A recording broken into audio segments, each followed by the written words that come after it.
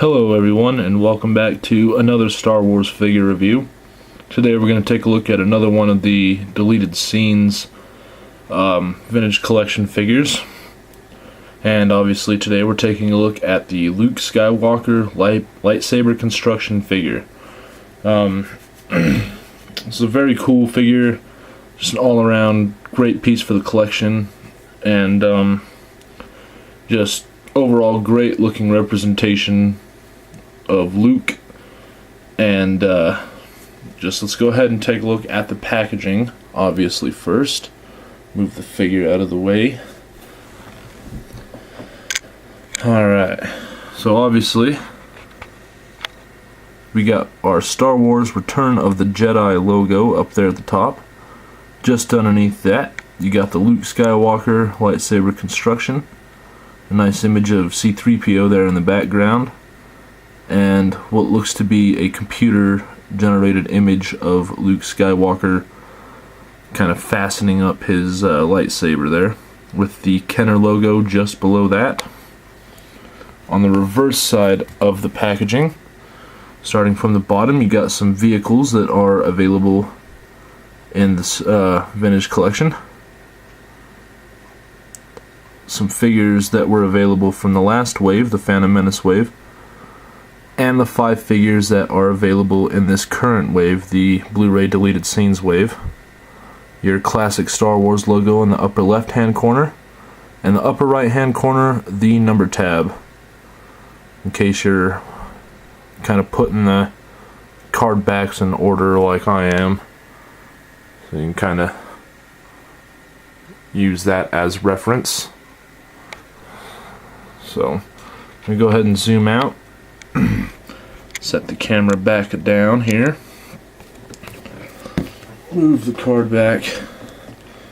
And we'll replace the figure and go ahead and get into him. So, as always, let's go ahead and take a look at the head sculpt on this guy, which looks absolutely phenomenal. I love the hair, great looking sandy brown hair. It's showing up on camera a little bit darker than it actually is. It's got a little bit of more of a blonde feel to it, which is kind of nice. Kind of an angry look on him, but it does look, you can see the resemblance to Mark Hamill, which is always nice. Great looking robes, which obviously are removable. So we'll go ahead and do that. And it just kind of reveals his, I think it's his Jedi Knight attire. It looks a little bit different than the Jedi attire in previous vintage collection figures. But nonetheless, very cool. Let me go ahead and do a little zoom in here so we can hopefully... Yeah, it's very, very dark, but you can see the belt here, with kind of the miscellaneous pouches and such. It's actually a brown belt, and it is removable, so let me go ahead and take that off, and we'll take a look at that off of this, off of the figure.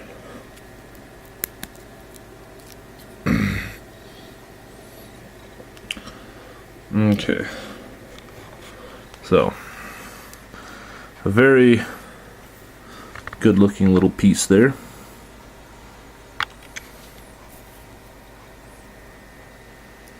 Some nice looking little pouches and whatnot on the belt.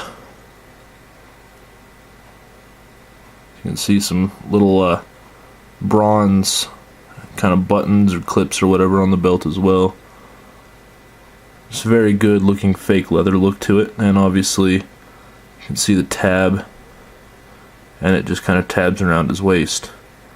Easily removable, easily applied, so that's always good. Go ahead and take a look at the rest of the accessories that he comes with. Obviously we have his lightsaber, which the hilt looks absolutely fantastic on. Very impressed with the hilt. And a very vibrant green blade, which is obviously a plus. He also comes with an unlit hilt, which has a very good amount of detail in it as well. If I can get that camera to hopefully focus in. It's kind of weird. There we go. I apologize. So very good looking detail on the lightsaber and the hilt. And then he comes with this teeny tiny little like adjustment tool, I suppose is what you would call it, which is very, it's a nice addition. Is it necessary? I don't think so. It's probably going to be extremely easy to lose. Like there, I just dropped it, but nonetheless, pretty interesting, cool little addition. And then obviously his removable robe, which has got quite a bit of length to it. It's actually, when it's on him, it actually extends down past his feet, which is kind of cool, kind of drag along the ground. The inside stitching, however, I'm not too impressed with. As you can see there, it's stitched in a interesting manner. Not real impressed with the stitching, but nonetheless, from the outside, it doesn't look too bad. And it does flow pretty well over the figure. Go ahead and set the camera back down. Kind of like to get a little close-up shot of his face.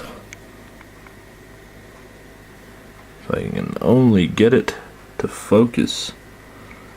Having a heck of a time with this new camera. Okay, there we go. So, an awesome looking head sculpt on this guy. Some great detail. I'm trying to get the light to hit it just right.